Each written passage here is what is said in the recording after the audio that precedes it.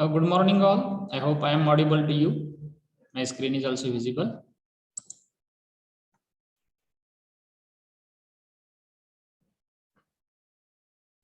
Can you hear me?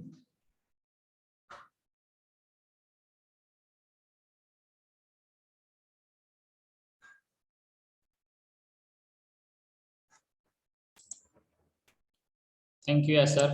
So let us start discussion on today's topic, that is export potential of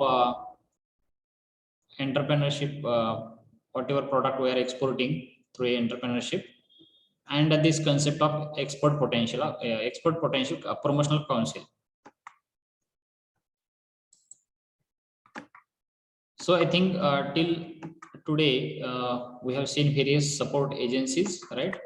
So in the previous lecture we had discussed on NIESBUD, right? It's a website demonstration also we had, and then we discussed the export promotion council of India, and we have seen various export promotional councils, right? So there we seen the specific role, like they provide guidance to you people, to potential entrepreneur, and to various exporters they are giving support. So again, I will not give demonstration. In yesterday's lecture we had that demonstration. So EPC role also we had discussed. There we have seen like promoting government schemes are there, then collecting and restoring data, sending trade delegates to other country, and finding the market. Also we have seen other roles like policy level to promotion level, they have various tasks. So today we are going to discuss the export potential of our country and export procedure. And then I am going to show one very interesting video of Elon Musk, right? So at the end of the video you have to tell which kind of entrepreneur he is. Okay. So this discussion, all websites demonstration we had seen. Now let us see the export potential of our small scale industries in India and what is the exact export procedure. Yeah, you are already aware, like if we export our products to other country, then definitely there is a chance of success, a chance of good returns. But we don't know which kind of products are allowed for export and what is the export procedure, how I can export my goods. So that first we will see, and at the maybe 40 minutes we will see one more video. So what things we can export? First thing is that builders hardware. All type of builders hardware we can export. So that hardware may be construction related equipments. So small mixers are required, right, for to mix the cement and this small stones, sand, right? So that devices are required, small equipments are required to construct the things, right? Plaster related equipments, even very small equipments are there, you can export to other country. And obviously these products are expected from the small scale industry only. Even you can export garden tools also, garden tools and various accessories. Maybe garden cutting machines are required, right? Some buckets are required to put flowers, small plants in that particular, you can say आपण कुंडी म्हणतो ना, small pots are there. So that also you can export. And small scissors also required to cut the trees, small trees, and making level. So that also you can export to other country. All garden related required thing, maybe small drips are required, small sprinklers are required, right? That all kind of tools required in garden that you can export. All type of handicrafts also you can export. Handicrafts means things you prepared by your hand, not with the help of machineries. कलाकुसरीचे जे आपण म्हणतो, जसे की एखादं दागिने वगैरे, ornaments, सम आपण हत्तीच्या दातावर नक्षी काम करून वगैरे पाठवतात दुसऱ्या कंट्रीमध्ये. So many things are there that you can export. किंवा मेटलचे स्टॅच्यूज आहेत, मातीचे स्टॅच्यूज आहेत. So products related to handicrafts you can export to other countries. Electrical products and accessories. Electrical switches are there, right? Electrical boards are there. All electrical related things you can export to other countries. All sport goods means badminton, bat, then this cricket related equipments, bat, ball, football, volleyball, even helmets during cricket, people wear it, right?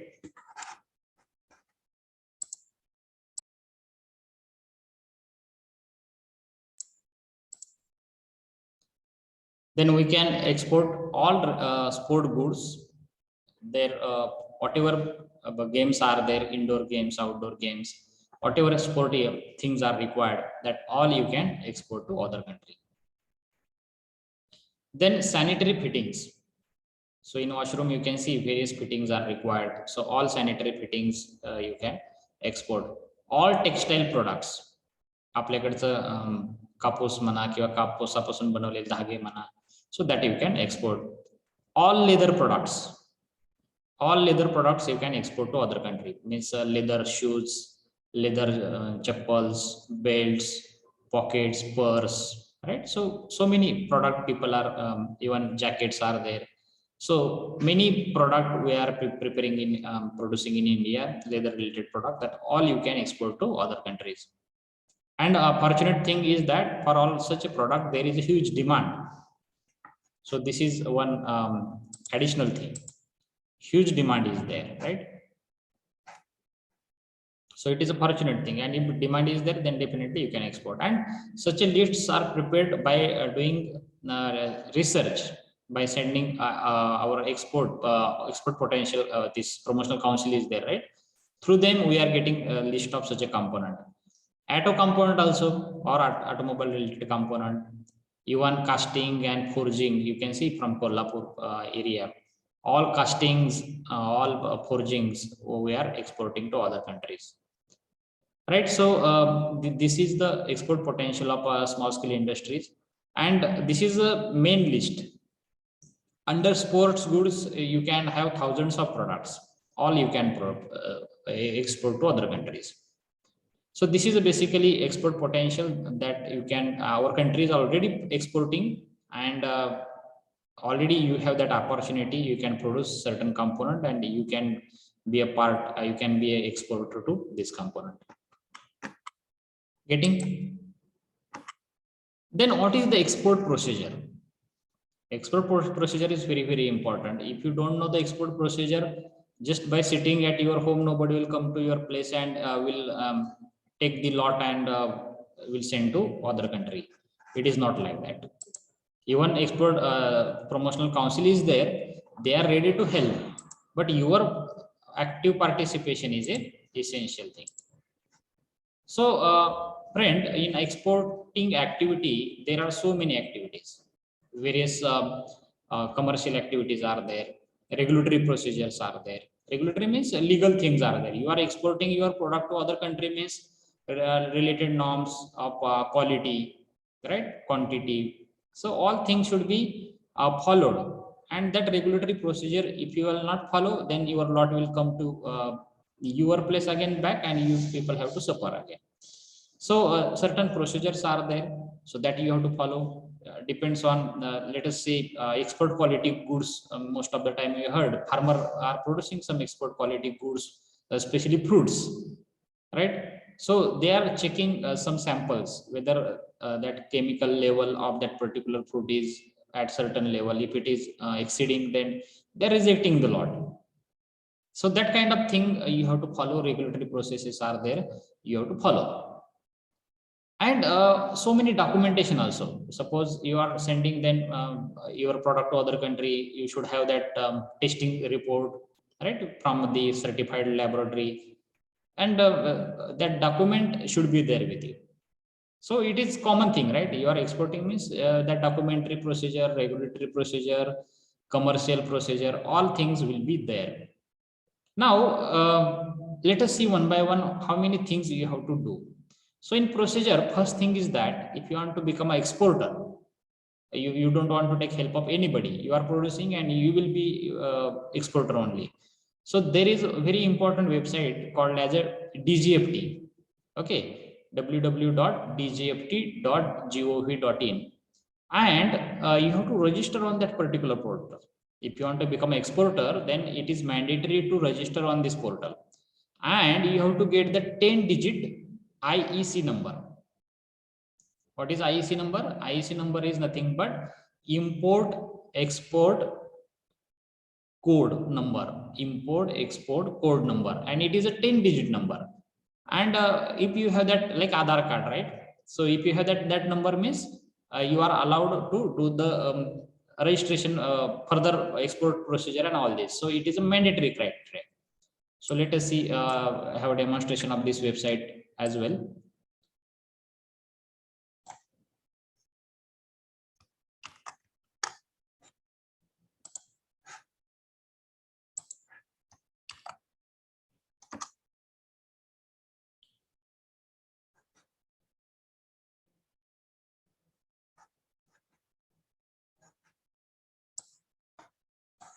DGFT.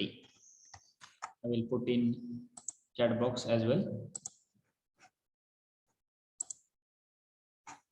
So you also can watch this, dgft.gov.in.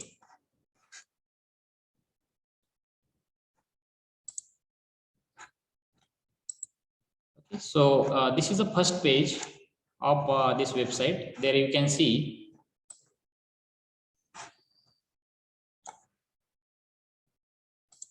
so what is the DGFT? Directorate General of Foreign Trade. Means what? Hindi मध्ये लिहिलेले विदेश व्यापार महानिदेशनालय. It's a government of India's portal. It comes under the Ministry of Commerce and Industry. Okay, so if you see that how to get that particular number, you can see here 4 tabs are there. Out of that, apply for IEC. If you click here on apply for this import export code, then you have to register here. So now you can register as various people, like suppose importer and exporter. Basically our interest is that only, but beyond that also various people can register, like technical authorities also can register, foreign import exporter also can register here, not necessarily only Indian. So from your place, Indian people also can register, as well as foreign people also can register for this particular code. Then export promotion council also can register here. Then certifying authority, so maybe CA is there, and CMA, CSC, various people, CA also can register here. And shipment agency also, before shipping the product, putting your product actually in ship, before that some agencies are there, those who are helping to exporters, so they also can register. So let us start with this import exporter. Register here if you are an Indian importer exporter and wish to apply. Okay, so if the Indian people can only apply for, and what is the criteria? If you want to become an importer or exporter, then it is mandatory to register here. So for importing and exporting, same procedure there is there. So I will put my name here. Already I think in the last year I have registered already. So let us see. So I will put my email ID.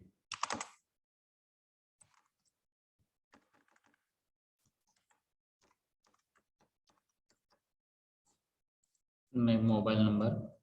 So already in use, already I have registered in the last year. So I have this code with me. You also can try. So we have to put the mobile number, PIN code, district, state, city, and then CAPTCHA code you have to put. And by agreeing this term and condition, you have to click here so that you will get OTP, and then further process will start. Getting? So if you register this on your email ID, you will get the this code, import export code. But before that, you have to upload certain documents. Okay, so Aadhaar card, PAN card, and all photo of that particular importer. So details are expected here that you have to upload. So already I have done. That's why I'm not able to do this. You can do by yourself. It's very simple process.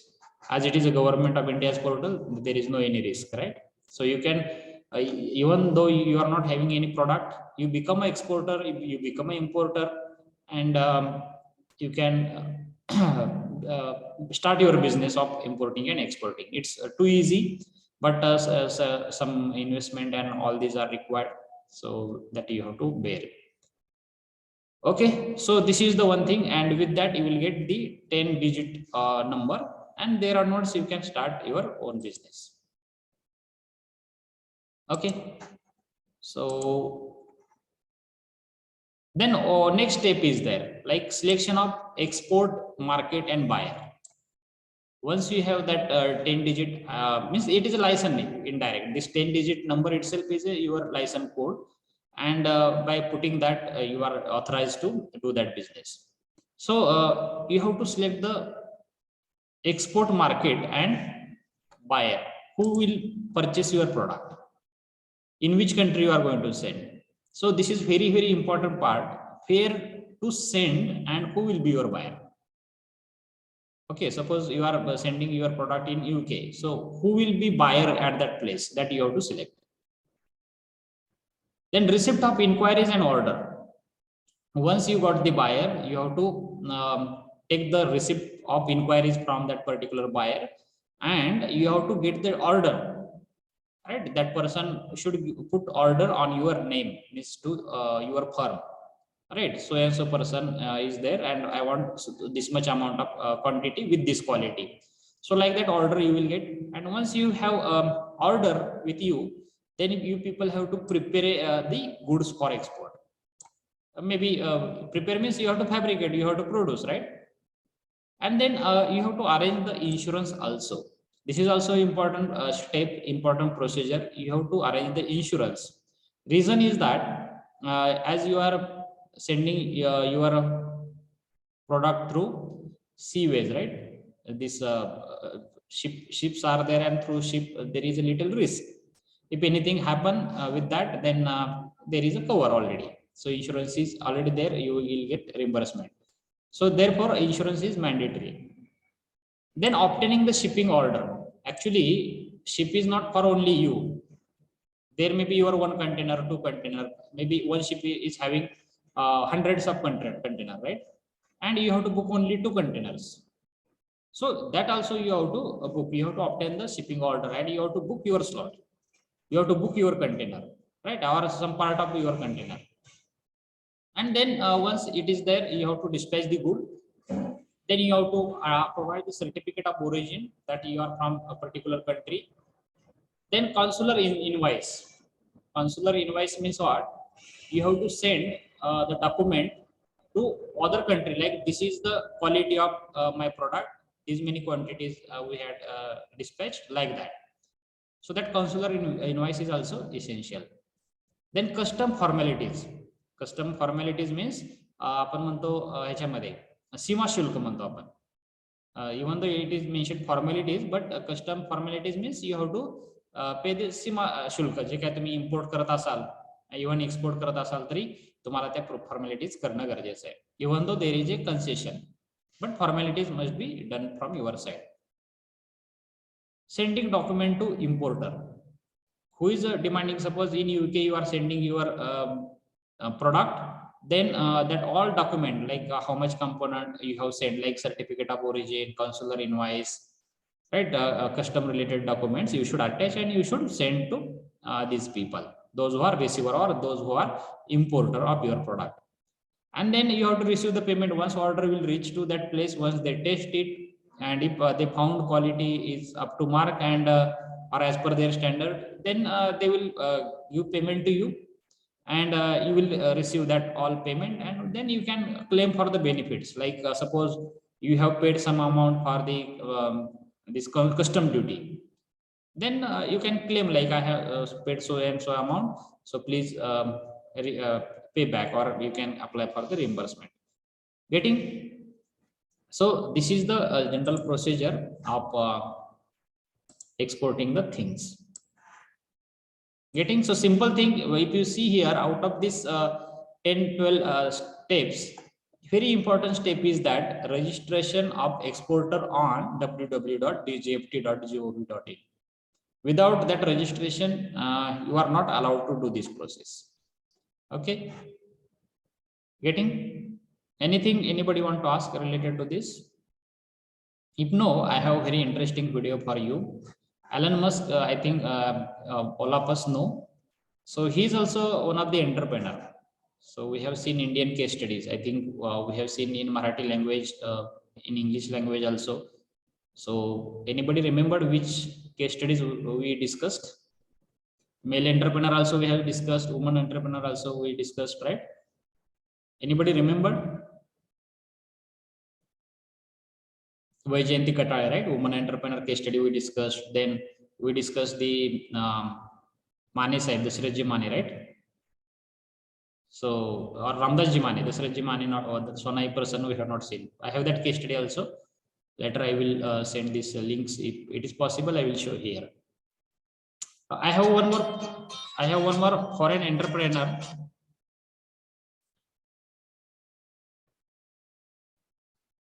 So I will. Yes, Sushant, you remembered, very good.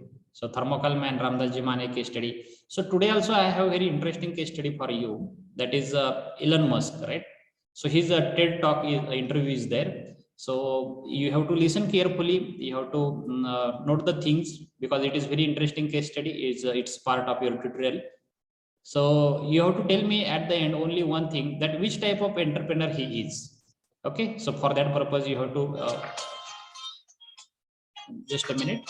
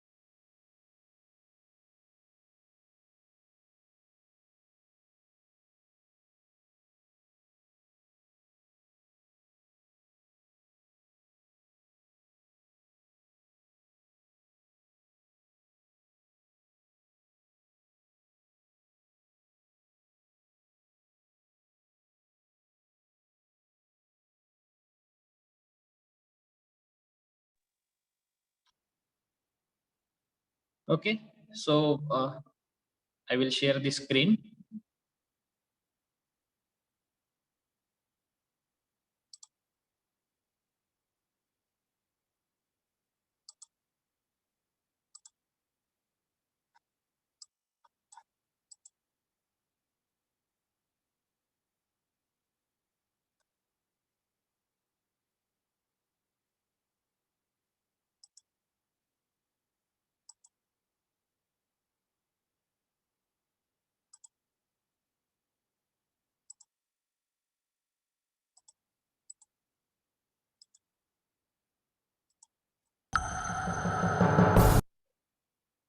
Can somebody tell me like whether it is audible?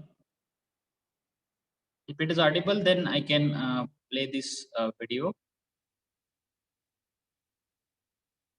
Whether it was audible to you?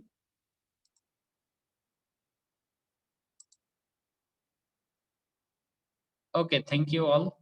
It's audible means it's, I think, Elon Musk, right? All of us know. So let us see the future that he's building, right?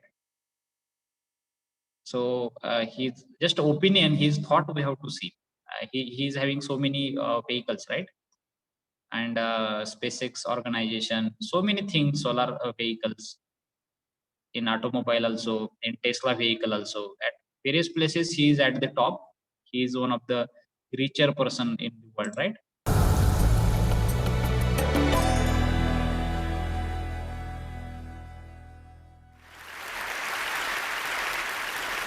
Elon, hey, welcome back to TED. It's great to have you here. Thanks for having me. So, in the next half hour or so, we're going to spend some time exploring your vision for what an exciting future might look like, which I guess makes the first question a little ironic. Why are you boring? Yeah, I ask myself that frequently. We're trying to dig a hole under LA, and this is to create the beginning of what will hopefully be a 3D network of tunnels to alleviate congestion. So, I mean, right now, I think one of the most soul-destroying things is traffic. It affects people in every part of the world. It takes away so much of your life, and it's horrible.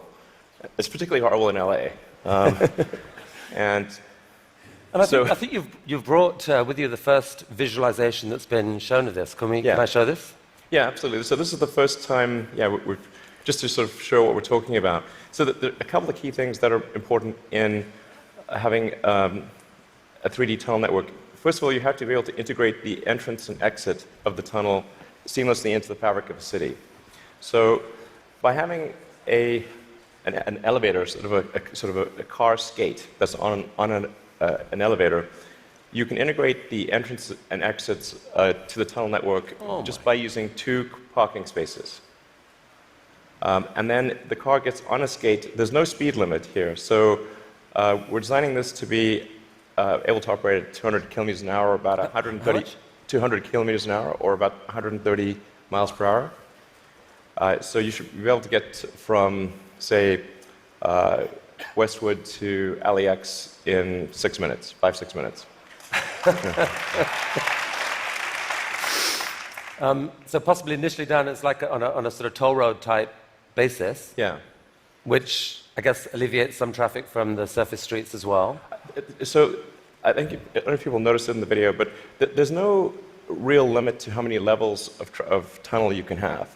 So you can go much further deep than you can go up. The deepest mines are much deeper than the tallest buildings are tall.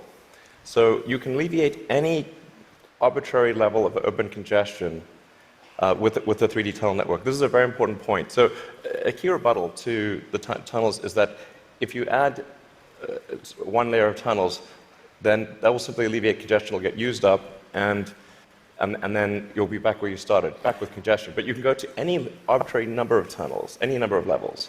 But people assume traditionally it's incredibly expensive to dig, and that would block this idea. Yeah. Well, they're right. To give you an example, the LA subway extension, which is, I think it's a 2.5-mile extension that was just completed for $2 billion. So it's roughly $1 billion a mile to do the subway extension in LA. And this is not the highest utility subway in the world. It's quite difficult to dig tunnels normally. I think we need to have at least a 10-fold improvement in the cost per mile of tunneling. And how could you achieve that? I guess, actually, if you just do 2 things, you can get to approximately an order of magnitude improvement, and I think you can go beyond that. So the first thing to do is to cut the tunnel diameter by a factor of 2 or more.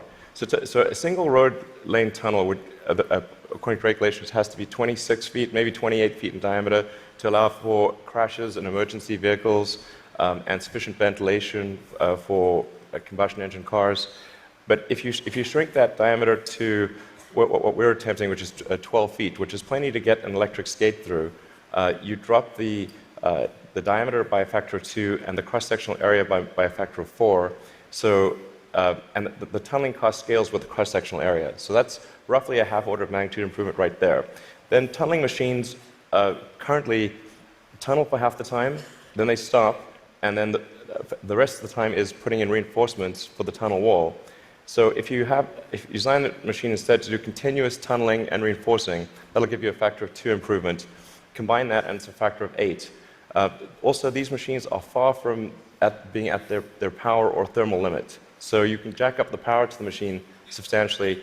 I think you can get at least a factor of 2, maybe a factor of 4 or 5 improvement on top of that. So I think there's a fairly straightforward series of steps to get somewhere in excess of an order of magnitude improvement in the cost per mile. Our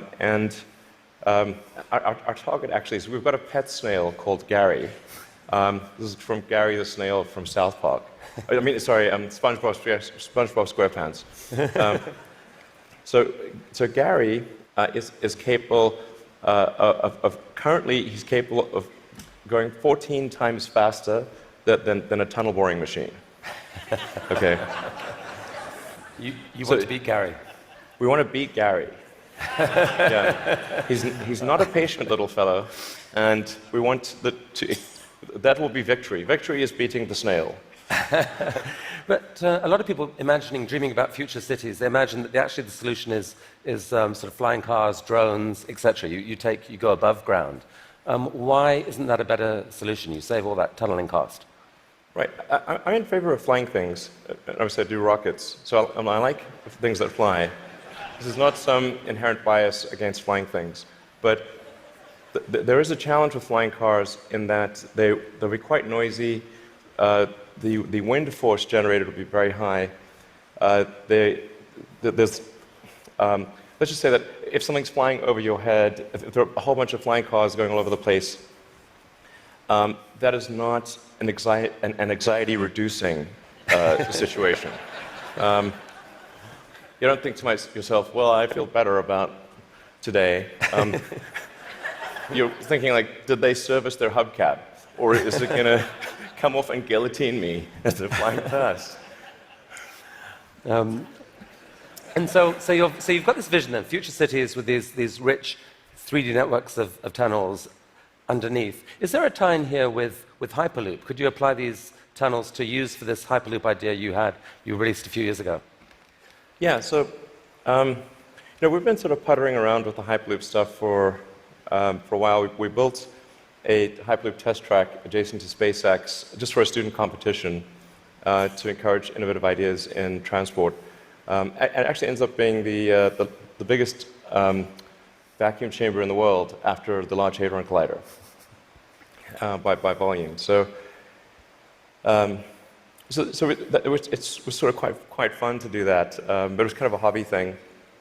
And then we think we might. So we developed a little pusher car to push the student pods, but we're going to try seeing how fast we can make the pusher go if it's not pushing something.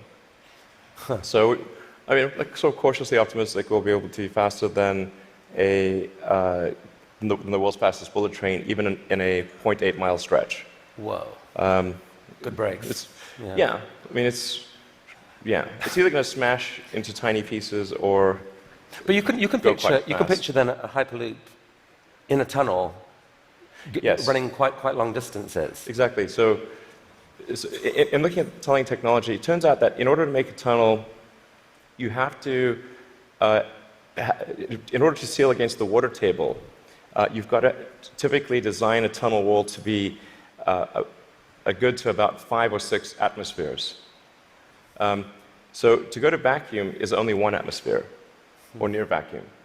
So actually, it sort of turns out that automatically, if you build a tunnel that is good enough to resist the water table, it is automatically capable of holding vacuum. Huh. So, yeah. And so you could actually picture this, like what kind of length tunnel is in Elon's future to running Hyperloop? Yeah, I think there's no real length limit. You could dig as much as you want. I think if you were to do something like a DC to New York Hyperloop, I think you'd probably want to go underground the entire way because it's a high density area. You're going under a lot of buildings and houses, and if you go deep enough, you cannot detect the tunnel. Sometimes people think, well, it's going to be pretty annoying to have a tunnel dug under my house. Like, if that tunnel is dug more than about 3 or 4 tunnel diameters beneath your house, you will not be able to detect it being dug at all. In fact, like if you're able to detect the tunnel being dug, whatever device you're using, you can get a lot of money for that device from the Israeli military, who's trying to detect tunnels from Hamas, and from the U.S. Customs and Border Patrol that trying to detect drug tunnels. So the reality is that Earth is incredibly good at absorbing vibrations, and once the tunnel depth is below a certain level, it is undetectable. Maybe if you have a very sensitive seismic instrument, you might be able to detect it. So you've started a new company to do this called The Boring Company. Very nice, very funny. But what's funny about that? How much of your time is this? It's maybe 2 or 3%.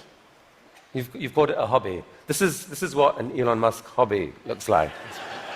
I mean, it really is. Like, we actually, this is basically interns and people doing it part-time. So this is, we bought some secondhand machinery, and it's kind of puttering along, but it's making good progress. So an even bigger part of your time is being spent on electrifying cars and transport through Tesla.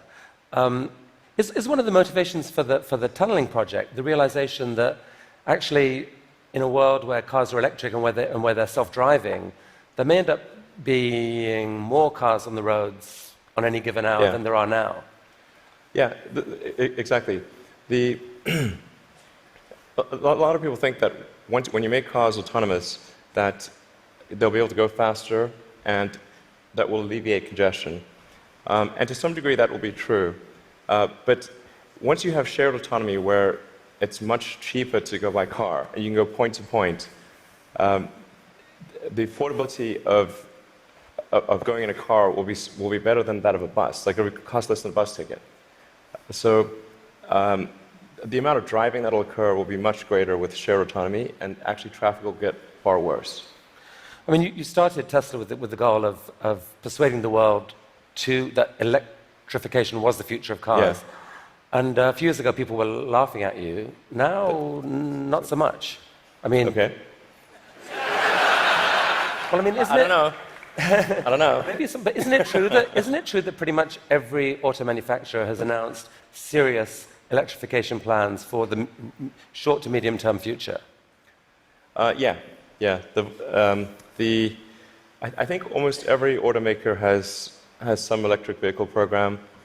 They vary in seriousness. Some are very serious about transitioning entirely to electric, and some are just dabbling in it. And some, amazingly, are still pursuing fuel cells, but I think that won't last much longer. But isn't there a sense, though, Elon, where you could now just declare victory and say, we did it, let the world electrify, and you go on and focus on other stuff? Yeah. Well, I intend to stay with Tesla as far into the future as I can imagine. And there are a lot of exciting things that we have coming. We've got, obviously, the Model 3 that's coming soon. We'll be unveiling the Tesla semi-truck. And maybe well, we're going to come to this. So Model 3. So it's supposed to be coming in July-ish. Yeah, it's looking quite good for starting production in July. Yeah. Wow. One of the things that people are so excited about is the fact that it's got autopilot. And you put out this video a while back showing what that technology looked like, or would look like. Yeah. There's obviously autopilot in Model S right now. Yeah. What are we seeing here? Yeah, so this is using only cameras and a GPS. So there's no LiDAR or radar being used here. This is just using passive optical, which is essentially what a person uses. The whole road system is meant to be navigated with passive optical or cameras. And so once you solve cameras or vision, then autonomy is solved. If you don't solve vision, it's not solved. So that's why our focus is so heavily on having a vision neural net that's very effective for road conditions. Right. Many other people are going the LiDAR route. You want cameras plus radar is most of it. You can absolutely be superhuman with just cameras. Like you could probably do 10 times better than humans with just cameras. So the new cars being sold right now have eight cameras in them. That they can't yet do what that showed. When will they be able to? I think we're still on track for being able to go cross country from LA to New York by the end of the year, fully autonomous. Okay, so a car, by the end of the year, you're saying someone's going to sit in a Tesla without touching the steering wheel, tap in New York, off it goes, won't have to ever touch the wheel by the end of 2017. Yeah, essentially November or December of this year, we should be able to go from, all the way from a parking lot in California to a parking lot in New York, no controls touched at any point during the entire journey. And amazing. But part of that is possible because you've already got a fleet of Teslas driving all these roads. You're accumulating a huge amount of data of that national road system. Yes. The thing that will be interesting is that I'm actually fairly confident it will be able to do that route even if you change the route dynamically. So like it's fairly easy, or if you say I'm going to be really good at one specific route, that's one thing, but it should be able to go, really be very good, certainly once you enter a highway, to go anywhere on the highway system in a given country. So it's not sort of limited to LA, New York. We could change it and make it Seattle, Florida, that day, or in real time. So you were going from LA to New York, now go from LA to Toronto. So leaving aside regulation for a second, in terms of the technology alone, the time when someone will be able to buy one of your cars and literally just take their hands off the wheel and go to sleep and wake up and find that they've arrived, how far away is that to do that safely? I think that's about 2 years. So the real trick of it is not, how do you make it work, say 99.9% of the time? Because if a car crashes, say 1 in 1,000 times, then you're probably still not going to be comfortable falling asleep. That's, you shouldn't be, certainly. But by the same time, it's never going to be perfect. No system is going to be perfect. But if you say it's perhaps, the car is unlikely to crash in 100 lifetimes or 1,000 lifetimes, then people are like, okay, wow, if I would live 1,000 lives, I would still most likely never experience a crash, then that's probably okay. To sleep. Maybe, I guess a big concern of yours is that people may actually get seduced too early to think that this is safe, and that you'll have some horrible incident happen that puts things back. Well, I think that the autonomy system is likely to at least mitigate the crash. Except in rare circumstances.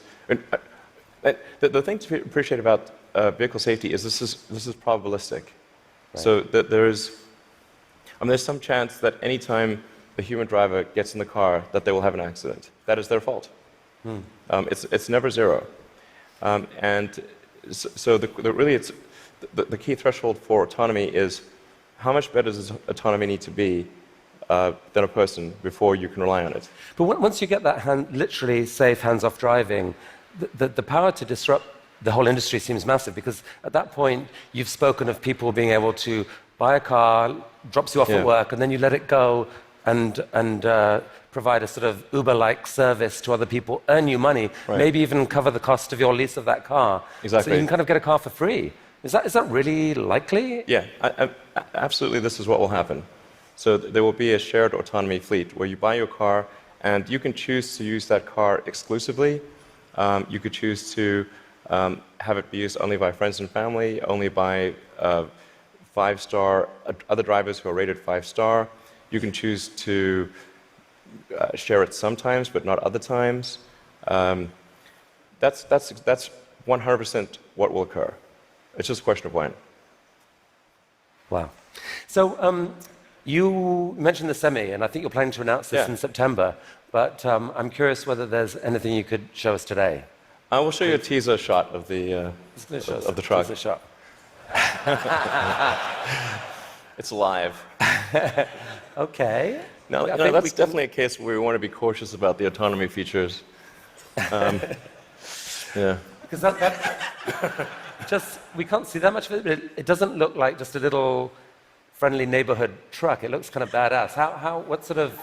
What sort of semi is this? So this is a heavy-duty, long-range semi-truck. So it's like the highest weight capability and with long range.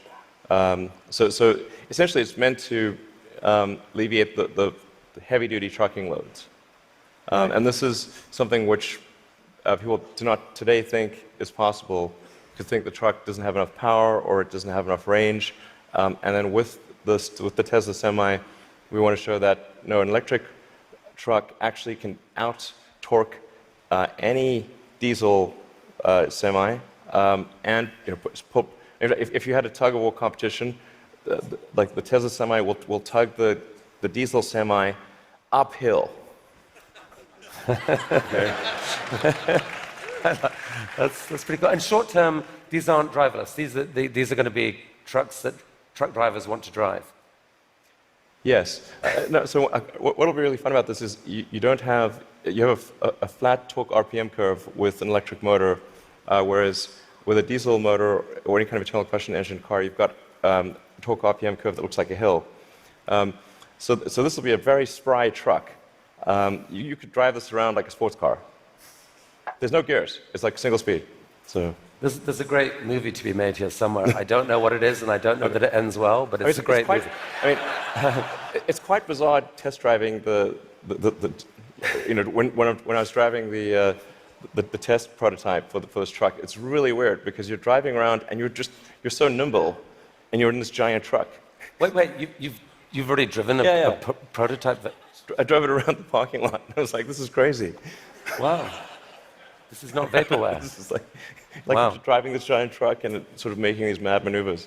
This is cool. Okay, from a really badass picture to a kind of less badass picture, this is just a cute house from Desperate Housewives or something. What on earth is going on here? Well, this illustrates the picture of the future that I think is how things will evolve. You've got an electric car in the driveway. If you look in between the electric car and the house, there are actually 3 power walls stacked up against the side of the house, and then that house roof is a solar roof. So that's an actual solar glass roof. Okay, so that's a picture of a real. Admittedly, it's a real fake house. That's a real fake house. So these roof tiles, some of them have in them basically solar power, the ability to. Yeah, so the solar glass tiles where you can adjust the texture and the color at a very fine-grained level, and then there's sort of micro-louvers in the glass, such that when you're looking at the roof from street level or close to street level, all the tiles look the same whether there is a solar panel behind it or a solar cell behind it or not. So you have an even color from the ground level. If you were to look at it from a helicopter, you would be actually able to look through and see that some of the glass tiles have a solar cell behind them and some do not. Right. You put them in the ones that are likely to see a lot of sun. Yes. And that makes these roofs super affordable, right? They're not that much more expensive than just tiling the roof. Yeah. We're very confident that the cost of the roof plus the cost of electricity, that a solar glass roof will be less than the cost of a normal roof plus the cost of electricity. So in other words, this will be economically a no-brainer. We think it will look great, and it will last. I mean, we thought about like having the warranty be infinity, but then people thought, well, that might sound like we were just talking rubbish. But actually, this is toughened glass. Like well after the house has collapsed, and there's nothing there, the roof will, the glass tiles will still be there. Okay, so I think you're rolling. I mean, this is cool. So you're rolling this out in a couple weeks' time, I think, with four different roofing types. Yeah, we're starting off with two initially, and then the second two will be introduced early next year. And what's the scale of ambition here? How many houses do you believe could end up having this type of roofing? I mean, I think eventually almost all houses will have a solar roof. Now the thing is to consider the time scale here to be probably on the order of 40 or 50 years. So on average, a roof is replaced every 20 to 25 years. So, but you don't start replacing all roofs immediately. But eventually, if you were to fast forward to, say, 15 years from now, it will be unusual to have a roof that does not have solar. Is there a mental model thing that people don't get here that there's been, because of the shift in the sort of cost economics of solar power, that like most houses actually have enough sunlight on their roof pretty much to power all of their needs. If you could capture the power, it could pretty much power all their needs, right? You could go off grid, kind of. Yeah, it depends on where you are and what the house size is relative to the roof area. But yeah, it's a fair statement to say that most houses in the US have enough roof area to power all the needs of the house. Okay, so the key to the economics of the cars, the semi, these houses is the falling price of lithium-ion batteries, which you've made a huge bet on as Tesla. In many ways, that's almost the core competency. And you've decided that to really own that competency, you just have to build the world's largest manufacturing plant and kind of double the world's supply of lithium-ion batteries. Yeah. With this guy. What is this? Yeah, so that's the Gigafactory. The progress so far in the Gigafactory. Eventually, you can sort of roughly see that there's sort of a diamond shape overall. And when it's fully done, it'll look like a giant diamond, or that's the idea behind it. And it's aligned on true north. There's a small detail there. And capable of producing eventually 100 gigawatt hours of batteries a year? 100 gigawatt hours. We think probably more, but yeah. And they're actually being produced right now already here, right? Yeah, we're in production already. You guys put out this video. Yeah. I mean, does that speed it up, or? That's the slowed down version. So how fast does it actually go? Well, when it's running at full speed, you can't actually see the cells without a strobe light. It's just blur. And one of your core ideas, Elon, about what makes an exciting future is a future where we no longer feel guilty about energy. Help us picture this. I mean, how many gigafactories, if you like, does it take to get us there? It's about 100, roughly. It's not 10, it's not 1,000, most likely 100. See, I kind of find this amazing. Like, you can actually picture, if that's right, you can picture what it would take to move the world off this vast fossil fuel thing. It's like you're building one, costs $5 billion, maybe the next one, or whatever, $5 to $10 billion. Yeah. Like, it's kind of cool that you can picture that project. And you're planning to do a Tesla, or at least announce another two this year. I think we'll announce locations for somewhere between 2 and 4 gigafactories later this year. Yeah, probably 4. Whoa. Yeah. Okay. I can't tease. No more teasing from you for here. Like, where? Continent? You can say no. We need to address a global market. Yeah. Okay. This is cool. I think we should talk for global market. So I have to ask you one question. I'm going to ask you one question about politics. Only one. I'm kind of sick of politics, but I do need to ask you this.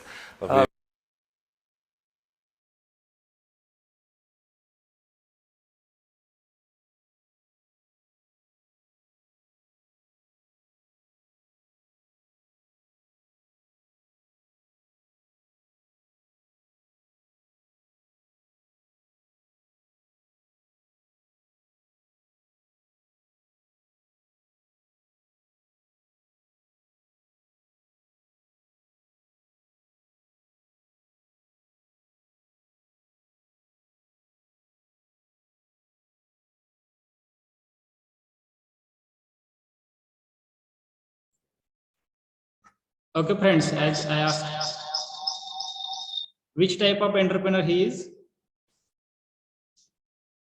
Put in chat box, and remaining part we'll see tomorrow. Okay, put your roll number in chat box and let us stop here. Thank you.